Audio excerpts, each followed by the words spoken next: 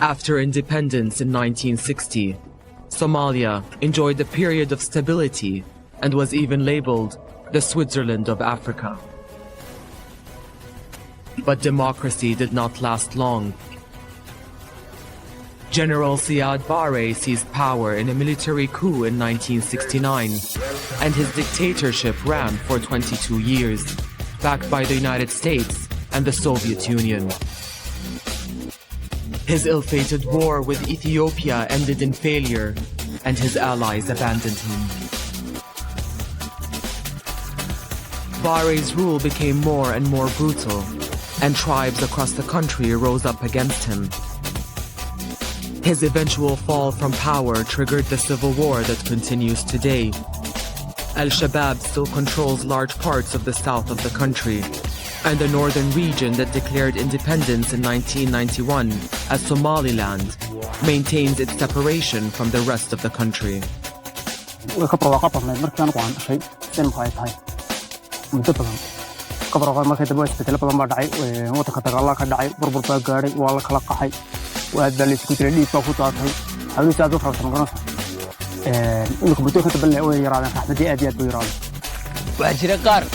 miilooyin dhul la dhigay la kacay baabuurkii ay wateen oo ku dhintay saa lagu waayo reero dhan waxa kale oo jirtay dadka hantidooda oo iyagoo la baxsanayo magaraysa wadamada jaarka ula talaabaya la boobayo laga qaadayo ayaa jirtay waxa jirtay beeraha dhul beernaa oo laga wada qaatay mashiinadii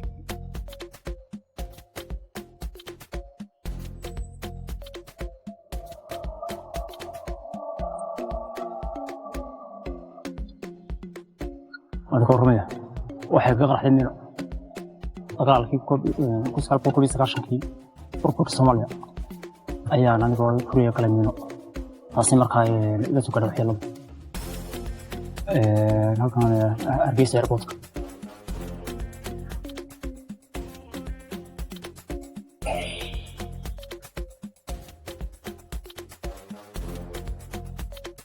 إلا دجال كسعودي عديد على ما يدوي يسكف يعني أفرت بلو دجال قبلي أو حنبا كدعي على مادي عديد بربر كان بدي سلاسي وسوق جارت وياهم بدي كومدعين كارو أما بوين كان لو دجال ما إنكستو جرين لاين ماشان كفينا دناله حد ودعي لبض خوائل أي جرتي مركز كان جوكتينه مركي أركان دباتدان oo dadkan walaalahooda dagaalamay ayagan wax ka qawayseen waxay isku dayeen masaajidaha inay galaan masaajidii ku jiri waayeen waxay isku dayeen inay dalka ka dhoofaan cadalle meelahaas ay geereen way dhoofeen badin way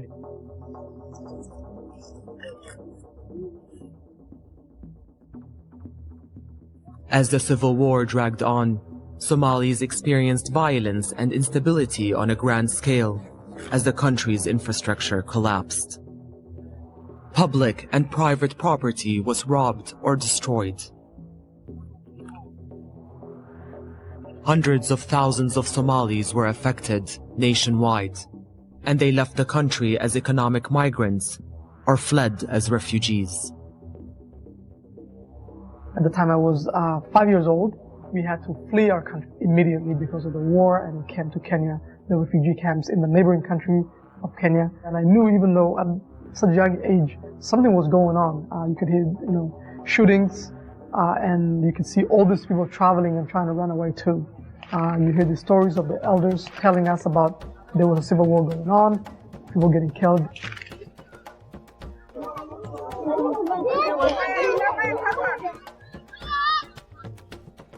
Well, as a kid, I used to ask my parents why we in the refugee camp, and the answer was, because of the civil war that happened in 1991, which was, the year that I was born. Life in the refugee camp was kind of hard, harsh, and kind of difficult, to live in. But my mom and my dad, they never gave up, and even though we were in refugee, which, the definition, of refugee, is clear and, concise. But as a young kid, I remember a little bit about it, which were kidnapped every morning, living in a small house, with with a big family. It was always a strange, thing to wake up every morning and see, your loved ones going through, harsh. So many people coming in every single day, and the pain and the tiredness and it was just not. It was just this dusty bowl of place where, it was just so hot and so dry and no trees, and just sand everywhere. I remember that, and very small huts, and the family crams in to sleep at night because it gets cold at night too, even though it's hot during the day. I remember there's a lot of kids crying and a lot of people that are going back and forth and walking and talking loud. And there were the UN trying to give some food and some stuff, shelter, but it was not enough, and I just remember it being so crowded and really harsh and tough.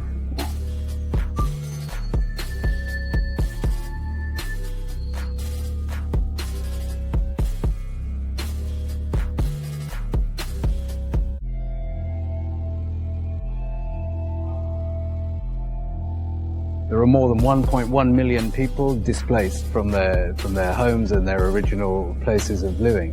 1.1 million people. There's certainly nearly that same number who are reliant upon food assistance from United Nations agencies and other donors. Nearly 1 million people who cannot meet their own food needs.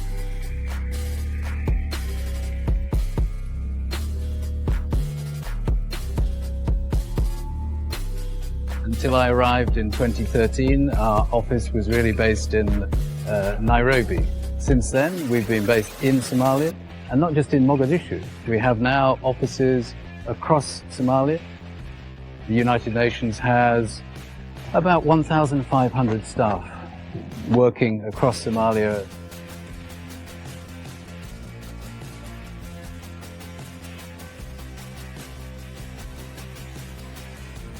Here in this camp, this is the headquarters of the United Nations Assistance Mission in Somalia, but also the base of all the UN agencies, funds and programs who can find a home here as well. From here, we operate at a field mission. This is a mission people come to because they're committed to making a difference, committed to helping people enjoy a better life.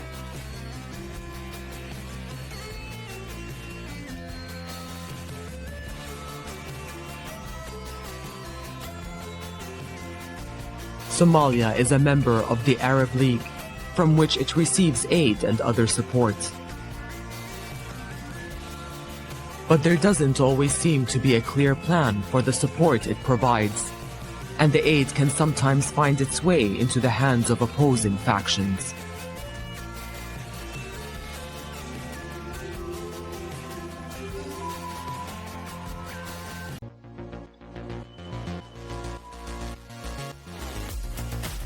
Somalia is a member country in the Arab League, and it has been in that for the last 40 years. And those difficult years, the Arab countries were the foremost runners in support, particularly the people of the Arab, not necessarily the governments, but the people-to-people support has always been very prominent. Arab countries are not absent in Somalia. They are building mosques, they are doing this, they are doing that, they are doing this. Okay? But there is no national vision for the country. What they can say is they can put $1 billion on the table and they said, Somali people, you have to choose the government you want so that we can help you build your institutions. Okay? They put money into politics.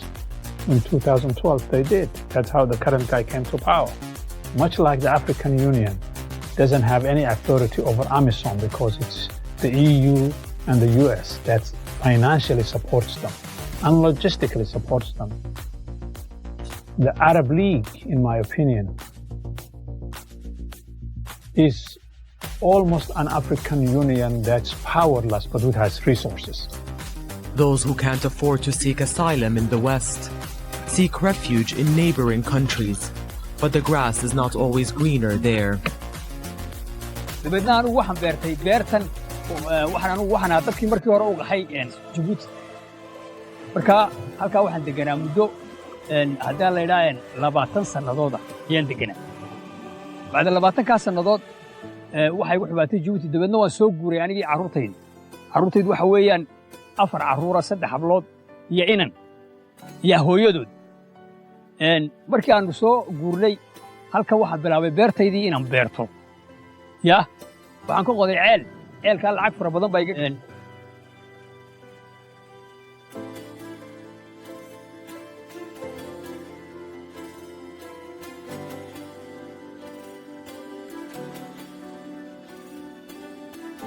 Ethiopia is now home to 4.6 million Somalis, and over 2 million more live in Kenya.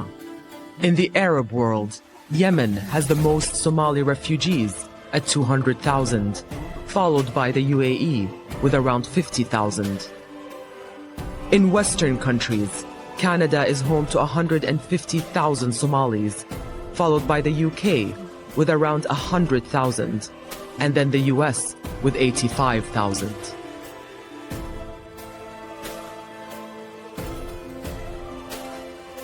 I was born in a city called Galkayo, kind of like Texas in Somalia. People make a lot of jokes, wonderful city. But I grew up in Mogadishu. Family was there. Everyone was family. We had neighbors. We played soccer so much. I was great, I would say that.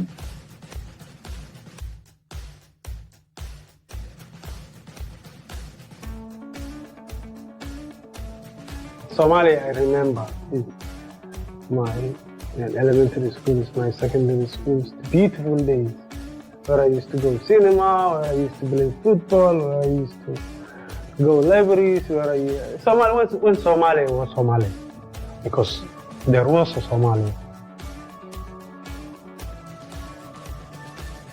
I remember Mogadishu, and I remember the time when my family wanted to immigrate and leave the country. It was around the year 1987, and when my mother made plans to take me and my younger brothers and sisters out of the country. And the reason was because that was the beginning of the political strife, or the end game, and we, as a family, wanted to stay together. This was my mother's plan. And I remember speaking to my stepfather, and him telling me that, we're gonna go to a place called Europe, and that Europe is a difficult place to live. It's gonna be a totally different environment than the environment you live in, and that you must now become the man of the family because he will not be with us. I fled from Somalia because my family was involved in politics. My dad spent years and years in jail. So are my brothers and some family members. Most of them fled to Saudi Arabia, some of them to Ethiopia. I even was in Egypt at one point or another. Cairo was the only country I could fly for without visa. So I was stopped there on Belan University. Where do you go from there? It's a long story. I went to Moscow, I went to Finland, I went to other places. But the destination always was to come to UK. By the time we left, there was no civil war in Mogadishu. We flew out of Mogadishu International Airport on a Somali airline flight. These things don't exist anymore. And we watched the war on TV. But the experience we shared with our relatives, they all experienced the war, they experienced the refugee camp.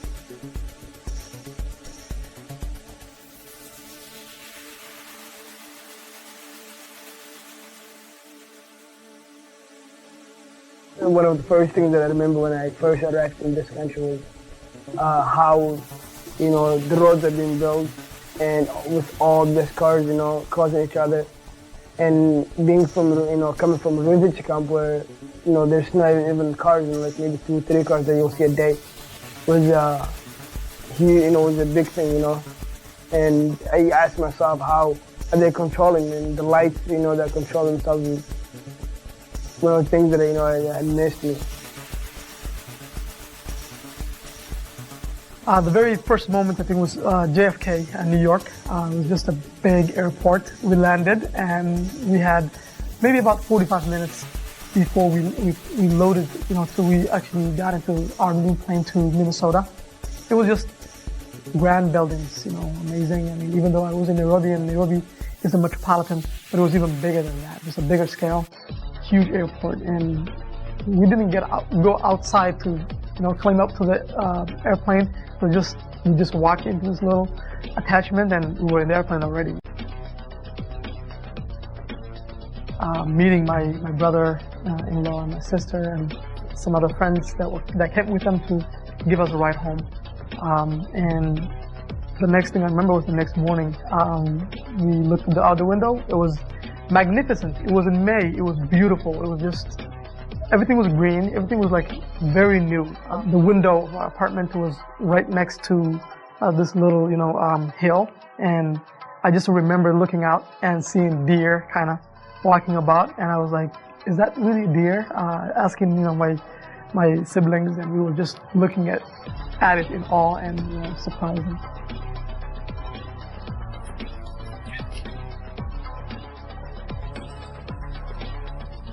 لما أنا جيت على هنا ما كان عندي أي فكرة، يعني جيت وجلست عند خالتي بس ما كنت أدري بالضبط إيش الهدفي في الحياة بصراحة. وبعدين أخذت حوالي يمكن سنتين وأنا أفكر في الموضوع وأطور من لغتي، لأنه لازم تيجي تعادل، ما يمديك إنك تيجي من بلد ثاني بدون ما تعمل access course وعشان تقدر تكمل مرة ثانية. دخلت كوليج وسويت life science، يعني intense biology, chemistry and math. وبعد ما خلصت قدمت على University of East London وتقبلت على طول. I think we're all guilty when it comes to Somalia, I really do. And I think the only decent thing we have done as the British has been to allow Somalis to come here and settle in Britain. But that's hardly a solution.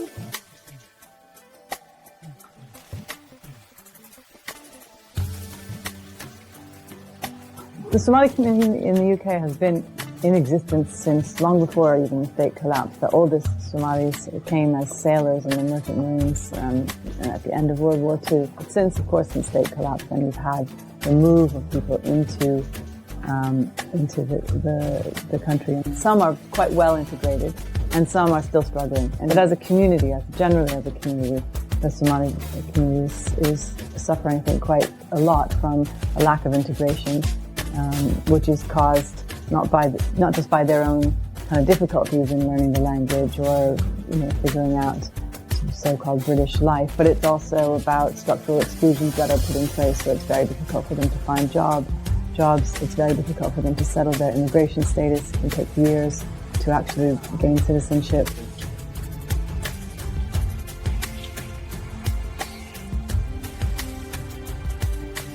When you are outside of the United States, the treatment you receive from the United States may be very different than the one you receive from when you are in the country.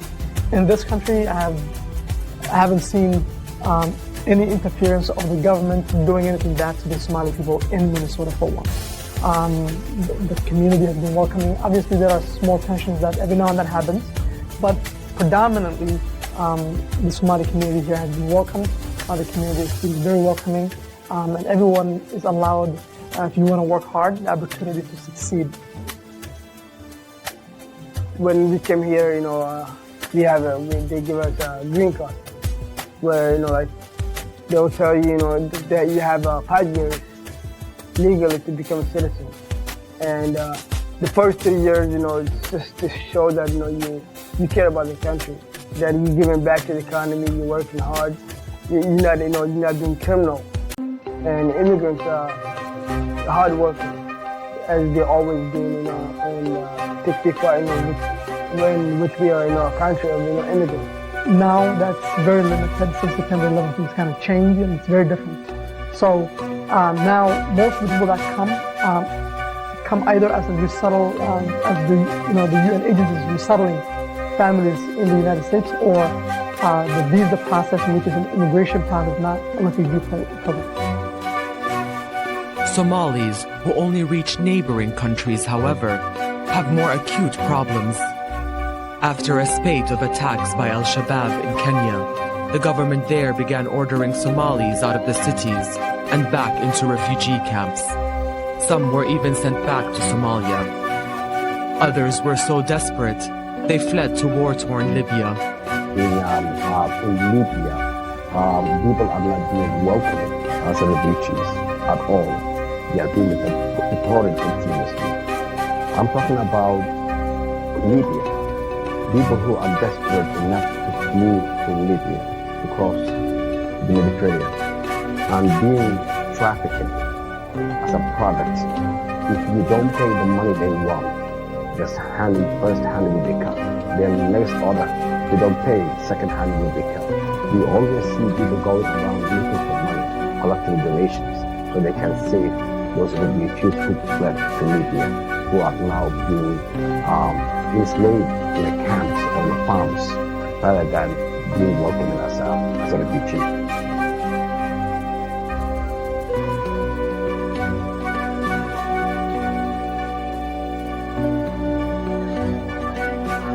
My experience was different.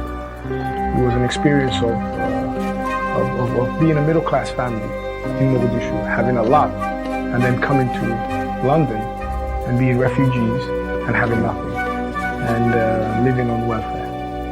That was very traumatic.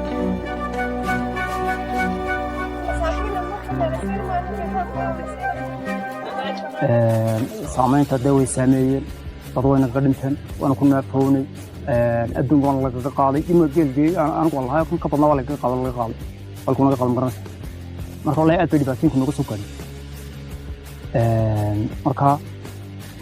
marka ma kasi karaa dee wixii keenay dagaalka markaa carugee baan garanaysa laakiin saameyn badan buu nagu yeeshay aad iyo aad nafta iyo maalkaba saameyn badan nagu yeeshay.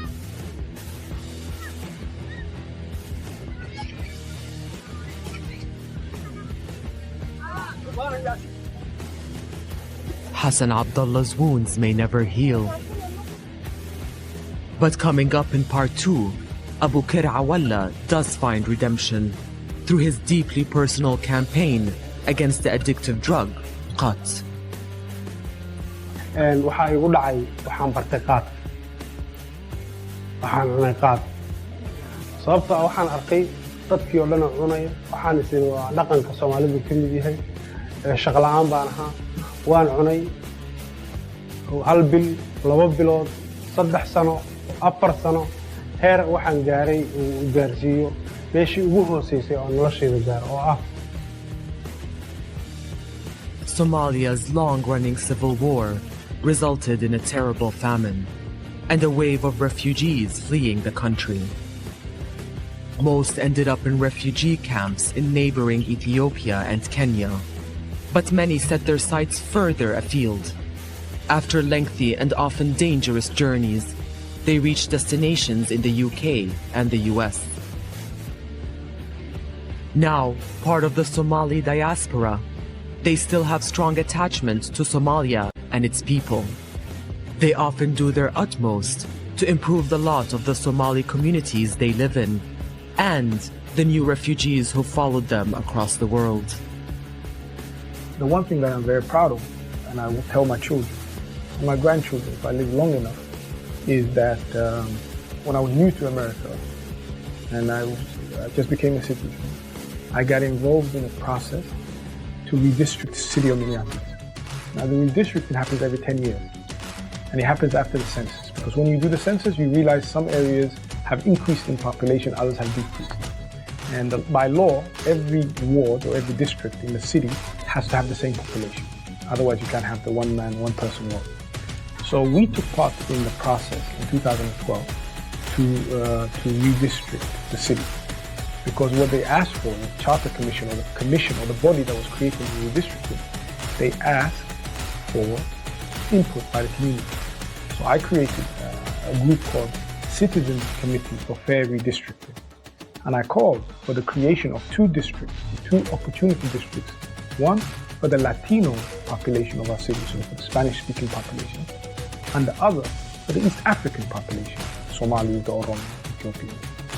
And that was taken up, and you can say that we were the godfathers of the map of the city.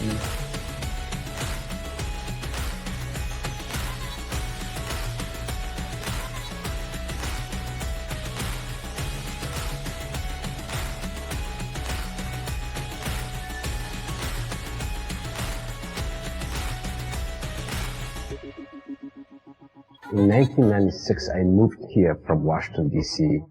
to work with the refugees I have seen in the camps, because I was a volunteer over there at some point for those few months I was there. So I knew the challenges that they will face here.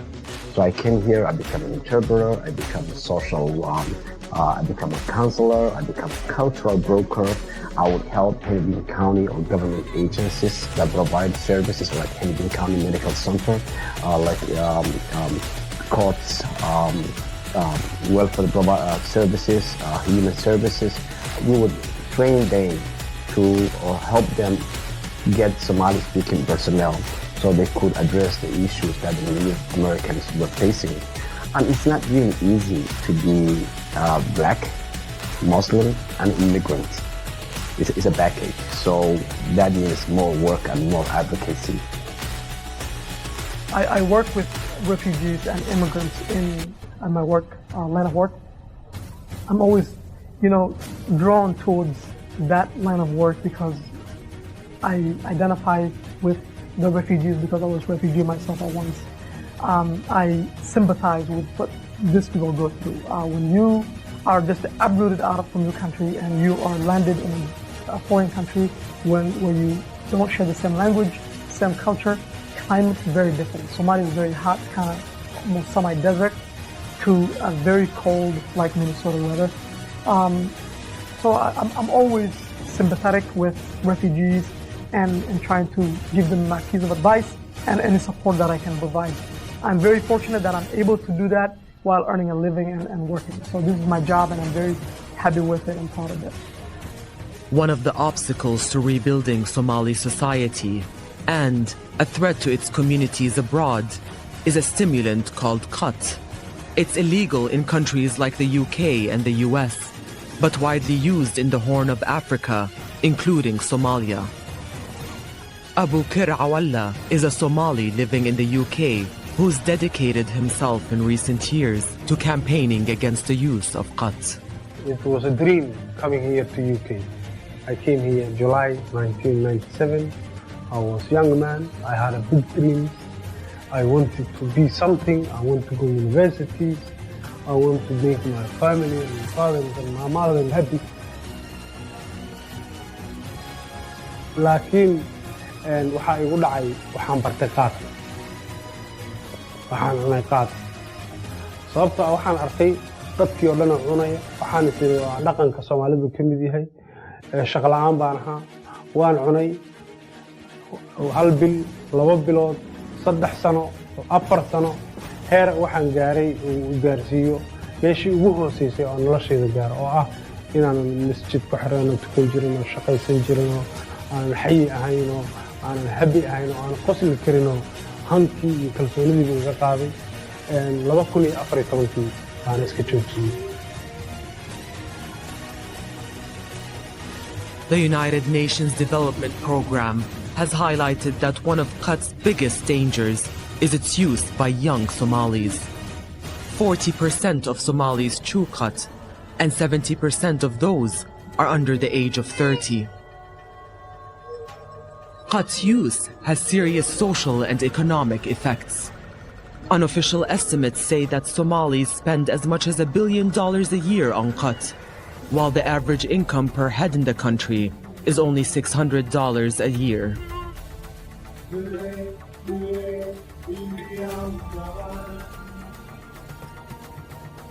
So 2014 wali waan xasuustaa 2014 bishii Febraayo 14 bariyahaas waxaan ahaa nin xoogaa isku buuqsan oo xanaaq badan oo dagaal badan wax walbana waan ka xanaaqi jiray dadkana waxaan u malayn jiray inay aniga xamanayaan marka dhowr mar baan dagaal galay niman hore isu dagaalnay baa halkaas iyo halkaas torre ii geliyay iyo halkaas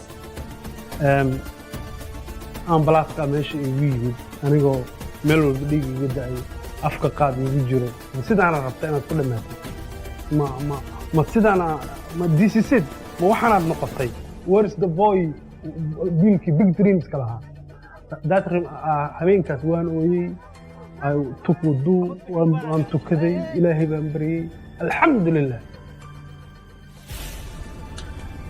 Whatever the actual figures, and despite the chronic economic and humanitarian situation in their country, Somalis undoubtedly spend millions of dollars a year on cut. So Abu Kir Awalla launched his Somalia Without Cut campaign in the UK. There is a place called Mini Mogadishu. Mini Mogadishu is full, used to be full of marfishi. Marfish is where you sit down, men sit down, circle, and they're chewing gum, drinking a lot of tea, Coca-Cola. We talk about the problems, the world, so many nonsense. Those days it was fun because I was in it. Now when I look back, it's rubbish. But it's the night, it's from late afternoon to whole night. You go next morning, your bones are aching, you have a severe headache, you're regretting, why did I go to sleep? Why am I doing this? And I've been doing that for 7 years. It's the circle of life, and when you get into it, it's the way out, very difficult.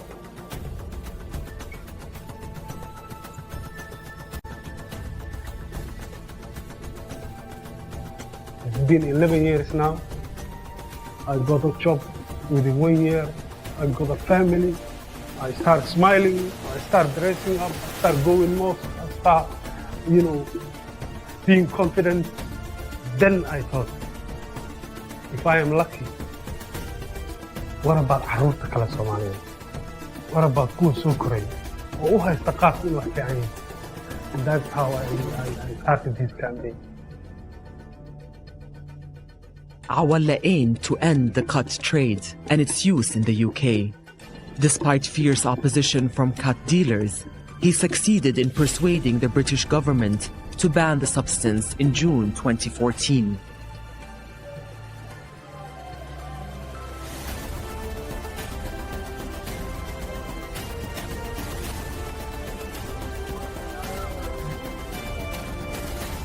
His success prompted Awalla to take his campaign to the streets of Somalia itself. It took us 9 years, but we never stopped it. And every obstacle, we find a way. If you want a man who can give you a dream, a man with a beautiful smile, a man who can make you happy, a man who can be a role model to your children, don't marry a man who chews cars. If every Somali girl says, I'm not gonna marry a man who chews cars, then that means that will do a lot of pressure.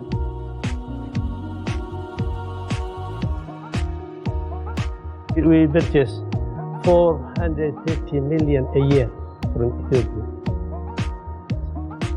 So it is a drug we have to minimize. Otherwise, it will, ruin our economy. And Somaliland can be out of poverty within 10 years.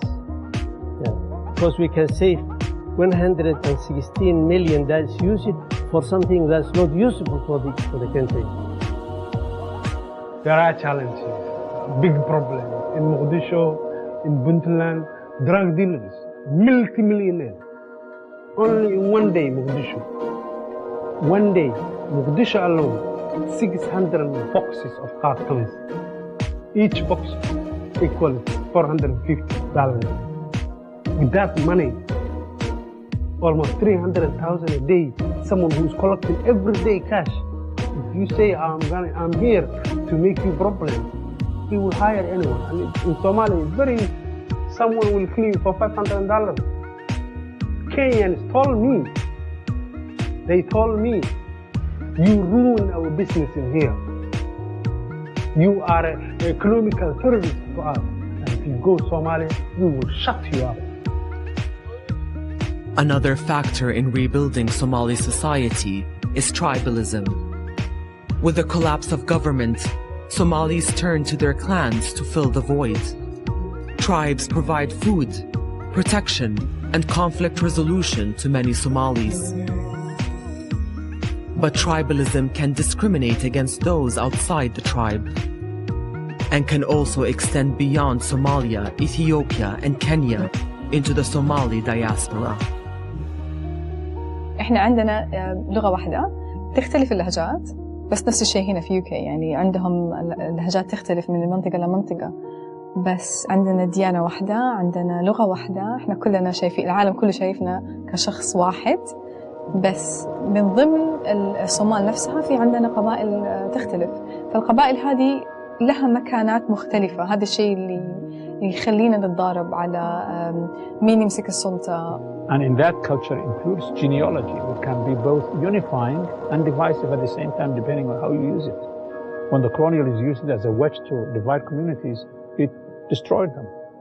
When Somalis used it in the old way of kinship and families that share a lot of things together, it brought them together. It's actually one of the reasons when I went to Somalia, I sat down, my family was telling me, don't go Mogadishu, are you crazy? Don't go Hargeisa, are you mad? Go Puntland and come back. You see, Puntland, I was born when I was a child. I've grown up, I went to secondary, I grew up in Mogadishu. I know more Mogadishu than Puntland. But because of the current climate of the country, for my own safety, they were telling me that. My family, my mother had 6 children, I was the oldest. And we ranged from, I was 9 to 9 months or something like that. So our age group were quite, we weren't that much older than each other. And we had 2 different fathers. And we were from 2 different clans. And me and my mother are from 2 different clans. And that's what Somalis are. They are relatives, they're all relatives, they marry each other. They marry each other when the civil war was happening, So it's more of a political conflict than an economical, socio-economical. It can be very divisive because you do get a lot of conflicts, arguments that can break out into conflicts between clans and sub-clans and sub-sub-clans. They almost endlessly divide. But also the clan is a wonderful form of insurance because if I arrive in London and I'm from a particular Somali clan, I will find my Somali clan brothers and sisters and they will look after me. If I don't have any money, they will give me money to maybe start a business and maybe I'll pay it back. If I don't have anywhere to live, they will help me find somewhere to live. So they really, really look after each other. ilaa waqtiga 20 iyo dhowrkan sano oo burburka wadan ku jiray iskaashatooyinku way shaqeynayeen midda kale waxa kalluumaysatada Soomaaliyeed waxay hiwaayad u leedahay ma lahan qabiil iyo iska horimaad iyo dhibaatooyin kama dhicin macnaha kalluumaysatada waxaad arkaysaa nin halkan ku dhashay Cabdi ku dhashay inuu boosaas ka soo kalluumay oo xilligiisa ku soo qaato wadana soo noqdo maxay ahaato wadankiisa magaaladiisa oo soo noqdo asiga waxba la gaarsiin asan wax dhibaato ku dhicin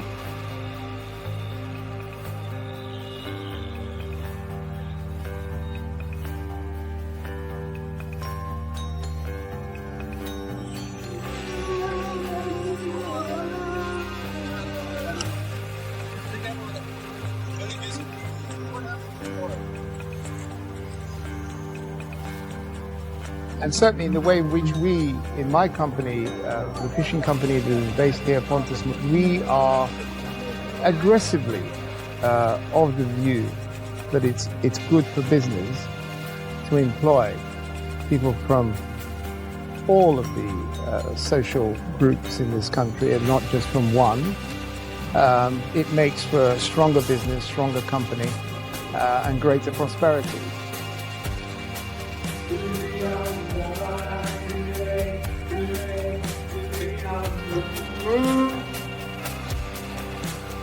People are realizing, I'm glad there is an organization called Anti-Traveling Movement.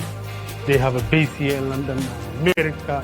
They are based in Mogadishu, in Puntland, in Galkayo, and they are going to school. And they are telling their brothers and sisters, we can marry each other. You can like me, although I'm not your tribe, because I like you. They are doing dramas to shows, they are writing articles, they are using social media. So there is a lot of good things. I see hope. المنظمة هذه لما بدأت أنا تعرفت على الشباب عن طريق كانوا بيسووا زي الاجتماعات صغيرة إنه إحنا نبغى نبدأ شيء زي كذا. ما كان هدفهم الوحيد إنه نقضي على التعصب القبلي، بس إنه عشان يصير عندنا رول مودلز، عشان يصير عندنا ناس يعني يهتموا بالقضايا الصومالية بكل نواحيها، يعني ومن ضمنها كان التعصب القبلي. فأنا ما ترددت، أنا يعني ما كنت من أوائل المشتركين، بس إنه دخلت وساعدتهم. بعدها بسنتين كان عندنا كنا نعمل إيفنتس في لندن، وبعدين رحنا بريستول، برمنغهام، يعني تنقلنا في أكثر من مكان هنا في UK. وبعدين صار عندنا شعبية أكثر مع الحكومة نفسها. قبل سنتين ديفيد كاميرون جاء عندنا، يعني صار في زي الترابط، فصار في سمعة كويسة من بين المجتمع الصومالي اللي موجود هنا. Some critics, however, accuse the movement of allowing itself to be used by the UK government to persuade Somalis to return home. I came back, I was there 6 months ago, and I cannot wait to go back. Miss in a sense of, you know, leaving there, my family, it's not time yet, but I would love to go there and do whatever I can to pay back my childhood memories, what Somalia has gave me, my free primary school education, my free secondary school education, my free uniforms and books, and you know, everything was almost free, government paid for. And I owe Somalia to give back. And the best way I can is do what I do my best, which is the card campaign.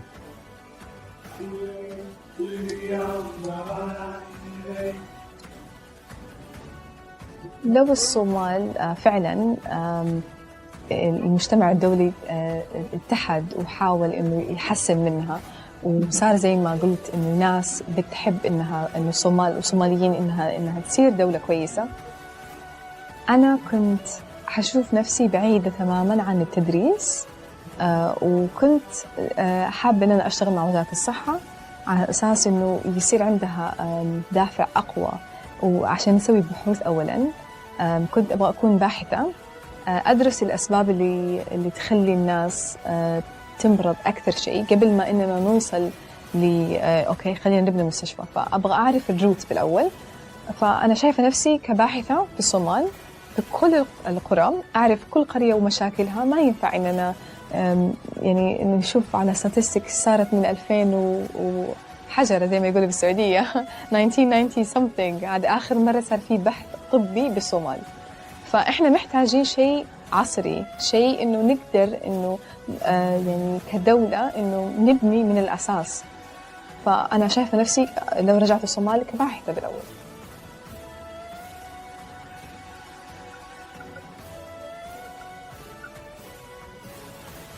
It will happen, inshallah. It might not happen in 10 years.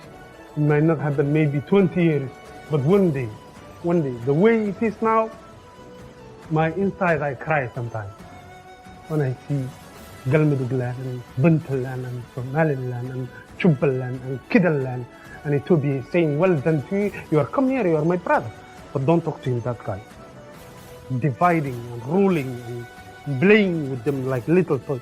It just breaks my heart. But inshallah, Somali people of Aqli, Haywan Ma, they know inshallah someday we'll come back. We'll be back.